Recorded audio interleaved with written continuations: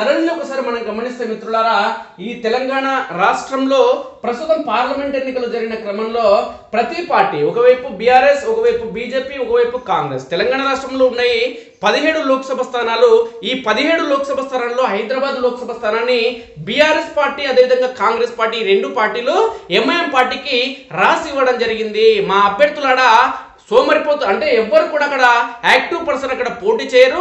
అదేవిధంగా మేము ఓట్లు అడగడానికి మేము రాము పరోక్షంగా. అదేవిధంగా ఎంఐఎం స్థానంలో హైదరాబాద్ స్థానంలో కాంగ్రెస్ ఓటర్లు కానీ టీఆర్ఎస్ ఓటర్లు కానీ ఎంఐఎం పార్టీకి ఓట్లు వేయాలని బహిరంగంగా చెప్పడం జరిగింది. ఎంఐఎం అగ్రనేత అసదుద్దీన్ ఓవైసీ కూడా హైదరాబాద్ స్థానంలో కాంగ్రెస్ పార్టీ ఓట్లు మొత్తం మనకే పడతాయి కాబట్టి తెలంగాణ రాష్ట్రంలో ఉన్నటువంటి మిగతా 16 సీట్లు, అంటే ఒకటి హైదరాబాద్ వదిలిపెడితే మన మిగతా 16 సీట్లలో ఎవరైతే ముస్లింలు ఉన్నారో ఈ ముస్లింలందరూ కూడా కాంగ్రెస్ పార్టీకి ఓటు వేయాలని ఎంఐఎం అగ్రనేత చెప్పడం జరిగిందంటే వీళ్ళు ఏ విధంగా రాజకీయం చేస్తున్నారు అంటే వీళ్ళ పార్టీలు మాత్రమే వేరు తప్ప ఓట్లను మాత్రం వీళ్ళు పంచుకోవడం జరుగుతుంది. కాబట్టి ఇలాంటి కుటిల రాజకీయాలు చేసే నేతలు బుద్ధి చెప్పేలా ప్రధానంగా తెలంగాణ సమాజం ఇప్పటికే తమ ఓటు హక్కును వినియోగించుకొని ఈ ఓటర్ల అంటే ఎవరైతే అభ్యర్థులు ఉన్నారో వాళ్ళ జీవితాలని ఆ ఓటింగ్ మిషన్లో బంధించడం జరిగింది. అయితే ప్రతి పార్టీ కూడా బీజేపీ కానీ కాంగ్రెస్ కానీ బీఆర్ఎస్ కానీ ప్రతి 3 పార్టీలు కూడా 10 నుంచి 12 సీట్లు వస్తాయని ఒక ఆయన అంటున్నాడు, 8 నుంచి 9 సీట్లు అని ఒక ఆయన అంటున్నాడు, 6 సీట్లు మావే అని కారు పార్టీ అని అంటున్నాడు. అంటే దీన్ని బట్టి చూస్తే 8 నుంచి 12 అంటే 10 నుంచి 12 సీట్లు అంటే ఇవో 12, 24 ఇవో 6, 24 అంటే 30 సీట్లు పార్లమెంట్ స్థానాలు అయితే వీళ్ళు అనుకున్న సీట్లు సరిపోతాయి. అంటే 17 స్థానాలు ఉన్నాయి తెలంగాణ రాష్ట్రంలో. ఈ 17 స్థానాలకు పార్లమెంట్ స్థానాలకు బదులు 30 పార్లమెంట్ స్థానాలు ఉంటే 10 నుంచి 12 ఏమో బీజేపీకి, 10 నుంచి 12 ఏమో కాంగ్రెస్కు, 6 స్థానాలు ఏమో టీఆర్ఎస్ పార్టీకి సరిపోతాయి. ఇంకేం పంచాయతీ లేదు. కానీ అలా ఉండదు కదా, ఉన్న స్థానాలనే పంచుకోవాలి ఎవరికి ఎన్ని స్థానాలు వస్తాయనే కోణంలో. చరిత్రలో ఎన్నడూ లేని విధంగా మోదీ చరిష్మా పనిచేసింది. గత పార్లమెంట్ ఎన్నికల్లో 2019 పార్లమెంట్ ఎన్నికల్లో ఎవరు ఊహించని విధంగా బీజేపీ 4 స్థానాలను తెలంగాణ రాష్ట్రంలో కైవసం చేసుకుంది. ఈసారి రెట్టింపు స్థానాలను కైవసం చేసుకునే అవకాశం ఉంది. ప్రధానంగా బీజేపీ పార్టీ 8 స్థానాల్లో గెలిచేందుకు అవకాశం ఉందనే కోణంలో అనేక సర్వేల్లో స్పష్టమైంది. ప్రధానంగా నియోజకవర్గాలను చూస్తే నిజామాబాద్, ఆదిలాబాద్, మెదక్, కరీంనగర్, చేవెళ్ల, మహబూబ్ నగర్, మల్కాజిగిరి, సికింద్రాబాద్ ఈ 8 పార్లమెంట్ స్థానాల్లో బీజేపీకి గెలిచేందుకు మెరుగైన అవకాశాలు ఉన్నాయి. టీఆర్ఎస్ పార్టీ గెలిచే స్థానం గెలిస్తే మెదక్లా 1 స్థానం, లేకుంటే 0 స్థానం టీఆర్ఎస్ గెలిచేది. మిగతా స్థానాల్లో మాత్రం కాంగ్రెస్ గెలిచే అవకాశం ఉంది. అంటే ప్రధానంగా బీజేపీ 8 స్థానాలు, కాంగ్రెస్ పార్టీ 8 స్థానాలు, లేదంటే మెదక్లో 1 సీట్ కనుక టీఆర్ఎస్ పార్టీ గెలిస్తే కాంగ్రెస్ కు 7 స్థానాలు వచ్చే అవకాశం. దీనికి ప్రధాన కారణం ఏంటంటే తెలంగాణ రాష్ట్రంలో కాంగ్రెస్ పార్టీ అధికారంలో ఉన్నప్పటికీ 2023 చివరిలో నిర్వహించిన అసెంబ్లీ ఎన్నికల్లో ఉన్నటువంటి పాజిటివిటీ, సానుకూలత కాంగ్రెస్ పార్టీకి తెలంగాణ రాష్ట్రంలో లేకుండా పోయింది. దీనికి ప్రధాన కారణం ఏంటంటే పనికిమాలిన పథకాలు తీసుకురావడం జరిగింది కాంగ్రెస్ పార్టీ. మహిళలందరికీ, రాష్ట్రంలో ఉన్న మహిళలందరికీ, యువతులందరికీ కూడా 2500, ప్రతి యువతికి 1 స్కూటీ, అదేవిధంగా 2 లక్షల రుణమాఫీ అనేది అసాధ్యమైన అంశం రేవంత్ రెడ్డికి సాధ్యంగా. ఎందుకంటే 10 ఏళ్ల కాలంలో కేసీఆర్ చేయలేదు, అది కూడా 1 లక్ష కోసం. అది కూడా దీంతో పాటు మహిళకు ప్రతి ఏడాదికి 1 లక్ష రూపాయలు ఇస్తామని చెప్పడం జరుగుతుంది. ఈ పార్లమెంట్ ఎన్నికల్లో కాంగ్రెస్ పార్టీ నుంచి తీసిస్తారు? దేశంలో ఉన్న మహిళలందరికీ ప్రతి సంవత్సరం 1 లక్ష రూపాయలు ఎక్కడి నుంచి తెచ్చిస్తారు? 5 సంవత్సరాలకు కలిపి 5 లక్షల రూపాయలు ఈ ఒక్క ఓటేస్తే మీకు 5 లక్షల రూపాయలు వస్తాయని చెప్పడం జరుగుతుంది రాహుల్ గాంధీ. మీ మాటలు గాలి మాటలు, నీటి మూటలుగా మారే అవకాశం ఉంది కాబట్టి మిమ్మల్ని నమ్మే పరిస్థితి లేదు. అదేవిధంగా తెలంగాణ రాష్ట్రంలో ఉచిత ఆర్టీసీ బస్సులు తీసుకురావడం జరిగింది మహిళలకి. ఉచిత ఆర్టీసీ బస్సులు మహిళలకు తీసుకురావడంతో అవసరం ఉన్నా లేకున్నా ప్రయాణాలు కొనసాగడం జరుగుతుంది. ఈ క్రమంలో పురుషులు ఎవరైనా ఓటు అంటే టికెట్ కోసం డబ్బులు ఇచ్చి టికెట్ కొన్నా కూర్చునే పరిస్థితి లేదు. బస్సు మొత్తం మహిళలే ఆక్రమించడం జరుగుతుంది. ఈ అంశానికి సంబంధించి మహిళలే ఆగ్రహం వ్యక్తం చేయడం జరుగుతుంది. రేవంత్ రెడ్డి ఒక పనికిమాలిన పని చేయడం జరిగింది. ఈ పనికిమాలిన పనితో ఆ మహిళలకు ఉచిత ఆర్టీసీ బస్సు కల్పించడంతో ఒరిగింది ఏమీ లేదని కూడా చర్చ నడిచింది. అదేవిధంగా గ్రామాల్లో కరెంటు కోతలు, అదేవిధంగా వృద్ధులకు పింఛన్ అంశం కావచ్చు, ప్రతి అంశానికి సంబంధించి అసెంబ్లీ ఎన్నికల నుంచి ఇప్పుడు పార్లమెంట్ ఎన్నికల వరకు కాంగ్రెస్ గ్రాఫ్ అనేది పడిపోయింది రాష్ట్రంలో. దీనికి తోడు బీజేపీ గ్రాఫ్ అనేది పెరిగింది. గ్రామీణ ప్రాంతాల్లో కొంతవరకు టీఆర్ఎస్ కు సంబంధించి గ్రాఫ్ కొంతవరకు పెరిగింది. ఎందుకంటే దీనికి ప్రధాన కారణం ఏంటంటే కాంగ్రెస్ పార్టీ పైన వచ్చినటువంటి వ్యతిరేకత. ఈ అంశాలకు సంబంధించి ఒకసారి చూస్తే ఎవరి ధీమా వారిదే. దానికి సంబంధించిన వార్త చూస్తే 10 నుంచి 12 సీట్లు గెలుస్తామని కాంగ్రెస్ అంచనా, ముస్లింల ఏకపక్ష ఓటింగ్ పై భరోసా.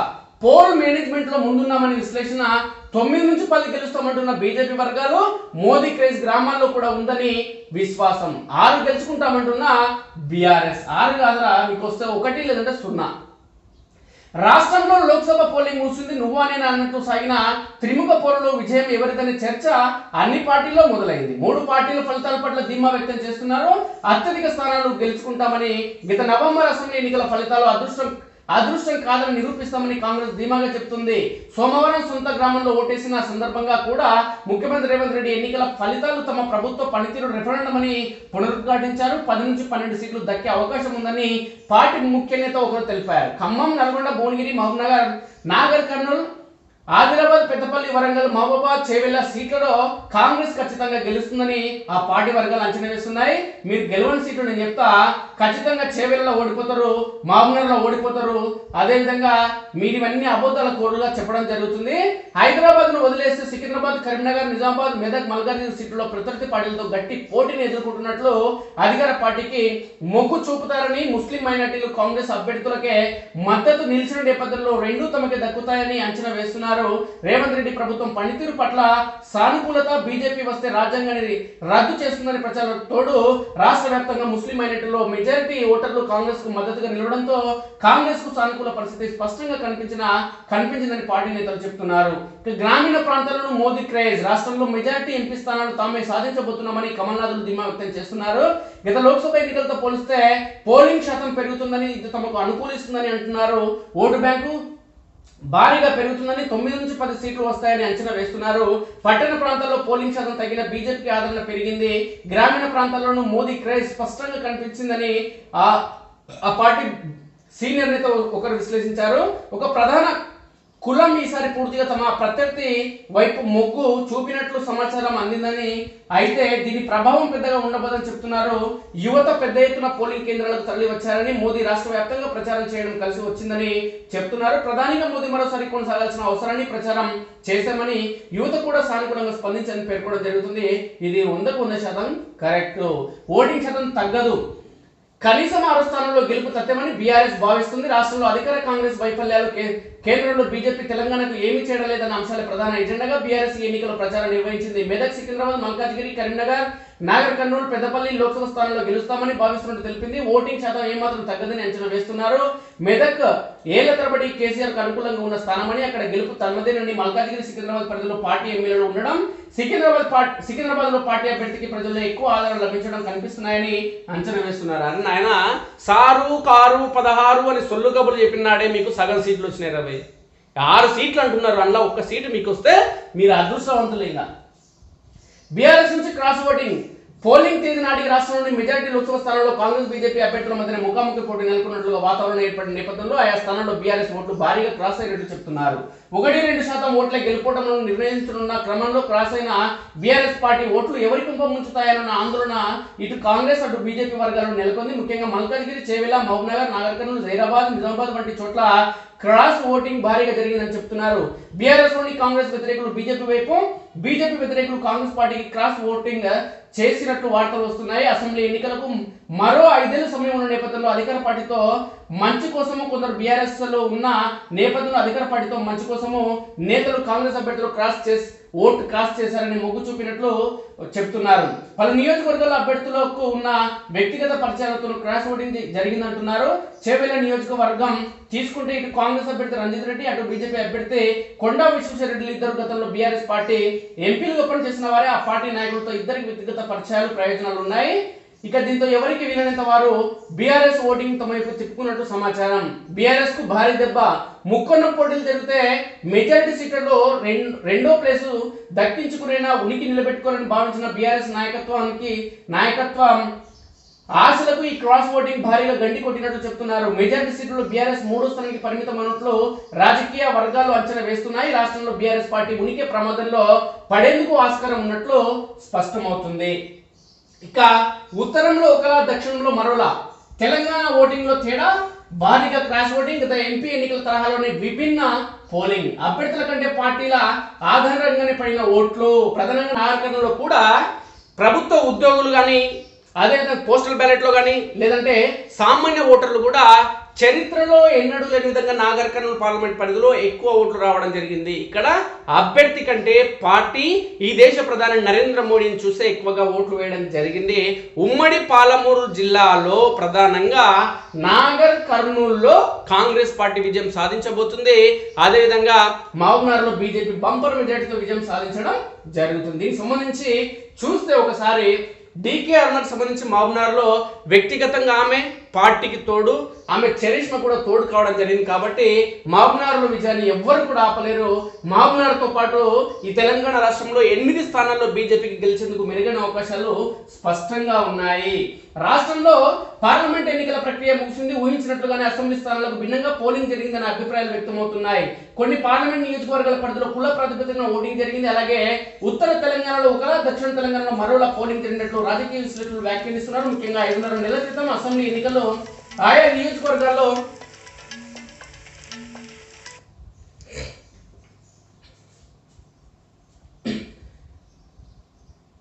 5.5 నెలల క్రితం అసెంబ్లీ ఎన్నికల్లో ఆయా నియోజకవర్గాల్లో ప్రధాన రాజకీయ పార్టీలకు చెందిన ఓట్ల శాతం ఈ ఎన్నికల్లో పూర్తిగా రివర్స్ అవుతున్న సంకేతాలు స్పష్టంగా కనిపిస్తున్నాయి. కొన్ని పార్లమెంటు నియోజకవర్గాల్లో ప్రధాన పార్టీల ఓట్లు భారీగా క్రాస్ అయినట్లు సమాచారం.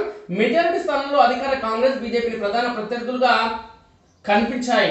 నిజామాబాద్, ఆదిలాబాద్, మెదక్, కరీంనగర్, చేవెళ్ల, మహబూబ్ నగర్, మల్కాజ్గిరి, సికింద్రాబాద్ లాంటి చోట్ల ఓటరు నాటి విభిన్నంగా కనిపించింది. అసెంబ్లీ ఎన్నికల్లో ఆయా పార్టీలకు వచ్చిన ఓట్ల శాతానికి, సోమవారం పడ్డ ఓట్ల శాతానికి తేడా స్పష్టంగా కనిపించింది. ఈ నియోజకవర్గాల్లో కొందరు సిట్టింగ్ ఎంపీలపై వ్యతిరేకత ఉన్నప్పటికీ కేవలం వారి పార్టీలపై వ్యతిరేకత ఉన్నప్పటికీ కేవలం వారి పార్టీ కేంద్రంలో ఎవరు ఉండాలన్న దాని ఆధారంగానే ఓటింగ్ జరిగినట్లు రాజకీయ విశ్లేషకులు అంచనా వేస్తున్నారు. ఈ నియోజకవర్గాల్లో బీజేపీకి సానుకూల ఓటింగ్ పడిందన్న అభిప్రాయాలు వ్యక్తమవుతున్నాయి. మొన్నటి అసెంబ్లీ ఎన్నికల్లో గోషమాల్ మినహా నిజామాబాద్, ఆదిలాబాద్ జిల్లాలోని బీజేపీ ఎమ్మెల్యే సీట్లను గెలుచుకుంది. ఇప్పుడు ఎంపీ ఎన్నికలకు వచ్చేసరికి అన్ని చోట్ల అధికార కాంగ్రెస్ తో డి అనే స్థాయికి వచ్చింది బీజేపీ. మెదక్లో బీఆర్ఎస్ దే పైచేయి అవుతుందని, ఒక్క సిద్దిపేటలో వచ్చే మెజార్టీతోనే తాము బయట పడగలమని గులాబీ దళం భావిస్తుంది. కానీ అక్కడ కూడా బీజేపీకి సానుకూల ప్రచారం, మౌత్ పబ్లిసిటీ ఎక్కువగా జరిగిందని చెప్తున్నారు. ఇక కరీంనగర్ పరిధిలో అధికార కాంగ్రెస్, బీఆర్ఎస్ ఒకే సామాజిక వర్గ అభ్యర్థులను రంగంలోకి దించినప్పటికీ విలమ సామాజిక వర్గంలో మెజారిటీ ఓట్లు కాంగ్రెస్ వైపు వెళ్ళినట్లు విశ్లేషకులు చెబుతున్నారు. వరంగల్, పెద్దపల్లి, మహబూబాబాద్, ఖమ్మం, నల్గొండ, నాగర్ కర్నూలు, భువనగిరి, మహబూబాబాద్ స్థానాల్లో అధికార పార్టీకి సానుకూలంగా ఓటింగ్ జరిగినట్టు రాజకీయ విశ్లేషకులు వ్యాఖ్యానించడం జరుగుతుంది. అయితే 1-2 చోట్ల అధికార కాంగ్రెస్ ఓట్లు బీఆర్ఎస్ అభ్యర్థులకు పోలైనట్లు తెలుస్తుంది. ఉదాహరణ ఖమ్మం పరిధిలో తమ సామాజిక వర్గానికి అధికార పార్టీ టికెట్ కేటాయించలేదన్న ఆగ్రహంతో వారు బీఆర్ఎస్ అభ్యర్థికి ఓటేశారు. అలాగే కొన్ని నియోజకవర్గాల్లో తమ అభ్యర్థి ఎలాగూ గెలవడని అభిప్రాయంలో ఉన్న ఆ పార్టీ క్యాడర్ ఓటర్లు బీజేపీ వైపు మొగ్గు చూపారు. ఫలితంగా 2019తో పోలిస్తే కమలనాథ్లో గణనీయమైన సీట్లు పెరగొచ్చని ఓ రాజకీయ విశ్లేషకులు వ్యాఖ్యానించడం జరుగుతుంది. ఓటింగ్ శాతంలోనూ తేడా. 2018 అసెంబ్లీ ఎన్నికల్లో 73%, 74% ఓటింగ్ జరిగింది. నాటి అధికార బీఆర్ఎస్ కు 46% ఓట్లు రాగా కాంగ్రెస్ కి 28.40%, బీజేపీకి 6.95% వచ్చాయి. 6 నెలల తర్వాత జరిగిన లోక్సభ ఎన్నికల్లో బీఆర్ఎస్ కు 41% ఓట్లే వచ్చాయి. బీజేపీ అనూహ్యంగా 19.65% ఓట్లు రాబట్టుకుని 4 ఎంపీ సీట్లు కైవసం చేసుకుంది. కాంగ్రెస్ సైతం 29.79% ఓట్లు తెచ్చుకొని 3 సీట్లు గెలుచుకుంది.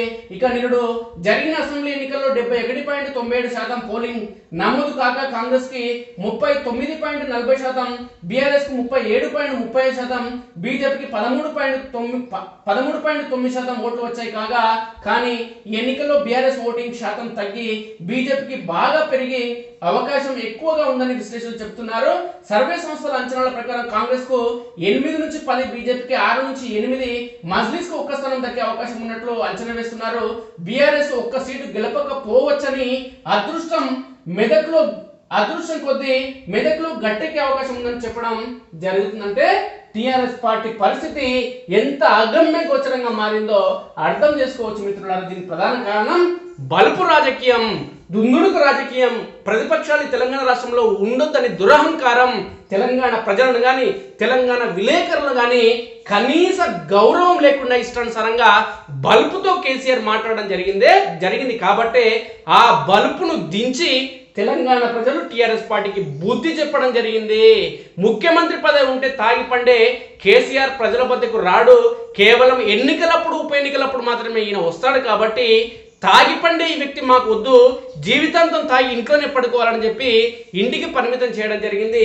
ఈ తెలంగాణ సమాజం అంతా కలిసి నీళ్లు నిధులు నియామకాల కోసం ఏర్పడిన తెలంగాణ రాష్ట్రంలో ఉద్యమ నాయకుడు కేసీఆర్ ముఖ్యమంత్రి అయితే తెలంగాణ ప్రజల ఆకాంక్షలు నెరవేరుతాయని ఆయనకు 2 సార్లు ముఖ్యమంత్రిగా అవకాశం ఇస్తే, తెలంగాణ రాష్ట్రం ఏర్పడితే దళితులకు ముఖ్యమంత్రి పదవి ఇస్తా అని చెప్పి, దళితులకు 3 ఎకరాల భూమి ఇస్తా అని చెప్పి 50 ఏళ్లకు పింఛన్ ఇస్తా అని చెప్పి, నిరుద్యోగ భృతి ఇస్తా అని చెప్పి, 192,000 ఉద్యోగాలు తెలంగాణ రాష్ట్రంలో ఖాళీగా ఉన్నాయి, దాన్ని భర్తీ చేస్తానని చెప్పి, డబల్ బెడ్రూమ్ ఇండ్లు కట్టిస్తానని చెప్పి తెలంగాణ సమాజం మొత్తాన్ని మోసం చేయడం జరిగింది కేసీఆర్. కాబట్టే తెలంగాణ సమాజం అంతా గుద్దితే ఓటు ద్వారా భారత రాజ్యాంగ నిర్మాత డాక్టర్ బిఆర్ అంబేద్కర్ ఇచ్చిన ఓటు హక్కు ద్వారా గుద్దితే ఇంకా ఊపిరాడకుండా ఇంటికి పోయి కూర్చున్నాడు కేసీఆర్. ఇంకా 2023 ఎన్నికల సమయంలో నేను కింద పడ్డా, కాలు జారిపడ్డా అని దొంగ నాటకాలు ఆడుకుంటూ వచ్చి నంగనాచి మాటలు చెప్పి కట్టెపట్టుకుని వచ్చి కబుర్లు చెప్పే ప్రయత్నం చేయడం జరిగింది. ఎందుకంటే గతంలో కోడికత్తి కేసుతో ఏపీలో గత ఎన్నికల్లో జగన్మోహన్ రెడ్డి ముఖ్యమంత్రి అయ్యిండు. గత ఎన్నికల్లోనే పశ్చిమ బెంగాల్ ముఖ్యమంత్రి మమతా బెనర్జీ కాలుకు నొప్పి అయిందని వీల్ చైర్లో కూర్చొని ప్రచారం చేయడం జరిగింది. ఈసారి కేసీఆర్ కూడా చేసింది కట్టెపట్టుకొని చేసింది డ్రామానని యావత్ తెలంగాణ సమాజానికి తెలిసింది. కాబట్టి గత ఎన్నికల్లో టిఆర్ఎస్ పార్టీకి ఉన్న సీట్లు మొత్తం ఊసిపోయి ఒక్క సీట్ లేకుండా బీజేపీ కాంగ్రెసే గెలుచుకుంటాయి తప్ప బీఆర్ఎస్ కు అతి గతి లేదు. మర్చిపోయి గెలిస్తే మెదక్లో మాత్రం ఒక్క సీట్ ఇచ్చేందుకు అవకాశం ఉంది. ఎందుకంటే ఆడ మెదక్లో పనిచేస్తున్నాడు ఓ కలెక్టర్. ఆయన ఈ కలెక్టర్ పదవిలో ఉండి కూడా వీడు కేసీఆర్ కాళ్ళు మొక్కిన దొంగ. ఈ దొంగ 100 కోట్ల అవినీతి సొమ్ము సంపాదించి మీకు ఎన్ని లక్షల కోట్లు కావాలని నేను ఇస్తా అని చెప్పి ప్రచారం చేయడం జరిగింది. కాబట్టి మద్యం డబ్బు పంపిణీ చేయడం జరిగింది. కాబట్టి ఈ తెలంగాణ సమాజంలోని పేదలు చాలా మంది ఉన్నారు. కాబట్టి మద్యం డబ్బుకు అమ్ముకునే అవకాశం ఉంది. కాబట్టి ఒకవేళ ఎఫెక్ట్ చూపిస్తే మెదక్లో ఉంటుంది, దొంగ గెలిచే అవకాశం ఉంది, కలెక్టర్ రూపంలో ఉన్న దొంగ గెలిచే అవకాశం ఉంది తప్ప టిఆర్ఎస్ పార్టీ ఎక్కడ గెలిచే అవకాశం లేదనేది స్పష్టమవుతుంది మిత్రులారా.